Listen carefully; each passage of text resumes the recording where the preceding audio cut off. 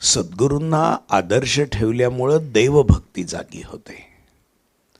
सद्गुरूंना आदर्श ठेवल्यामुळं जो आदर्श आहे तर त्या आदर्शाचा बिंदू नक्की होतो आणि दुसरा बिंदू आपणच असतो. आपण आणि आदर्श यांच्यामध्ये सरळ रेष मारता येऊ शकते.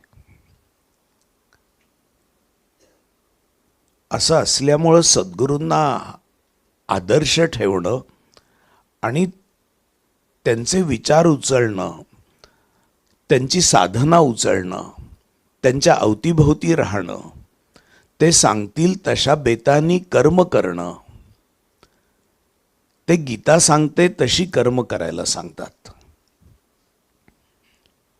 कर्मणी एव अधिकाराः ते मा फलेषु कदाचन.